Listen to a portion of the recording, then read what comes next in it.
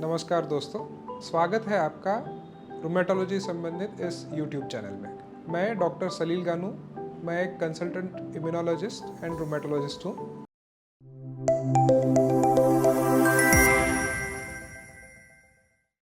आज की अपनी चर्चा का विषय है ल्यूपस नेफ्राइटिस। ल्यूपस ये बहुत बड़ा विषय है, इसे एक वीडियो में कवर नहीं कर सकते। आज हम ल्यूपस नेफ्राइटिस पे ही चर्चा करेंगे। ल्यूपस नेफ्राइटिस में मरीज के किडनियों पे सूजन आना बहुत कॉमन है। तो ल्यूपस नेफ्राइटिस में इसके बहुत विभिन्न लक्षण दिखाई दे सकते हैं। मेजॉरिटी लोगों में किडनी की सूजन असिम्प्टोमेटिक होती है। इसका मतलब ये है कि मरीज को लक्षण दिखना विशेष करके इनिशियल स्टेजेस में बहुत कॉमन नहीं होता है। ऐसे मरीजों में जब लक्षण नहीं होते हैं तो उनके यूरिन में कुछ एबनॉर्मलिटीज पाई जाती है। फॉर एग्जाम्पल, अगर मरीज की किडनियाँ प्रोटीन लूज कर रही है, अगर पेशेंट के यूरिन में रेड ब्लड सेल्स जा रहे हैं, तो ये ल्यूपस की वजह से हो सकते हैं।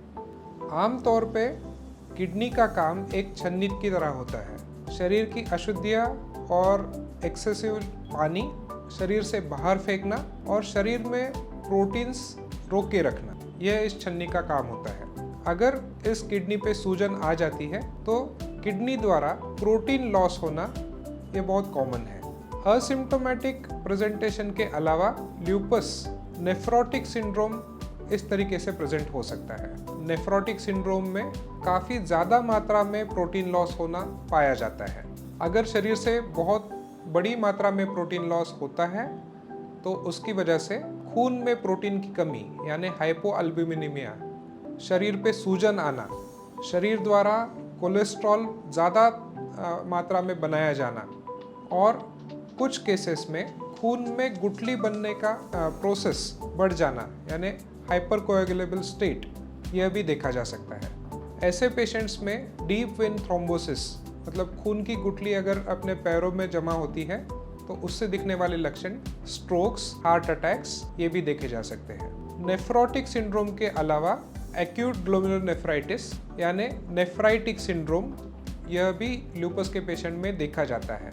नेफ्राइटिक सिंड्रोम में पेशेंट्स का ब्लड प्रेशर बढ़ना, कुछ मात्रा में प्रोटीन लूज होना, उसके साथ में red blood cells cast urine में दिखना, ये सारी चीज़ें देखी जा सकती हैं। अगर यह एक्यूट ग्लोमेरुलर नेफ्राइटिस बहुत कम समय में पेशेंट्स में दिखता है तो उसे रैपिडली प्रोग्रेसिव ग्लोमेरुलर नेफ्राइटिस कहा जाता है। इस तरह की बीमारी में जल्द से जल्द ट्रीटमेंट करना बहुत ज़रूरी होता है। अगर इस तरह की बीमारी में टाइमली मेडिसिन्स ना दिया गया तो पेशेंट्स की किडनी फेल हो सकती है। सामान्य रूप से अगर किडनी का फंक्शन 60 या 70% कम हो जाता है तो पेशेंट्स को लक्षण दिखना शुरू होता है।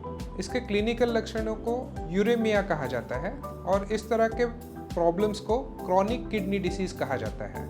यह इरिवर्सिबल स्टेज होता है जिसमें पेशेंट को भूख ना लगना, पेशेंट में खून ना बढ़ना, कॉमन नौशिया, वॉमिटिंग होना, पेशेंट्स के हार्ट के बाजू में जो आवरण होता है पेरिकार्डियम, उसमें सूजन आना, शरीर के विभिन्न अंगों में पानी जमा होना, चेहरा सूजना, पैर फूलना, ये सारे लक्षण दिखाई दे सकते हैं। ऐसे मरीज सामान्य रूप से डायलिसिस डिपेंडेंट बन जाते हैं। तो इस समस्या को कैसे जाना जा सकता है? ल्यूपस नेफ्राइटिस सामान्य रूप से ल्यूपस के बाकी लक्षणों के साथ में प्रेजेंट होता है। कॉमन लक्षणों में मुंह में छाले आना, बाल झड़ना, चेहरे पे और सन एक्सपोज्ड स्किन पे रैश आना, लाल रंग की रैश आना, यह बहुत कॉमन है। इसके अलावा ल्यूपस डिसीज एक्टिविटी को जानने के जो टेस्ट होते हैं, for example auto antibodies, ANA by immunofluorescence, अलग अलग तरह के ANA test, C3 C4 compliments का घटना, DS-DNA एंटीबॉडी का बढ़ना और इन्फ्लेमेशन से रिलेटेड जो भी ब्लड टेस्ट है उसका बढ़ना, उसमें से कॉमन टेस्ट जो CRP और ESR होते हैं, ये करके अपने को इस बीमारी के बारे में जानकारी मिल सकती है।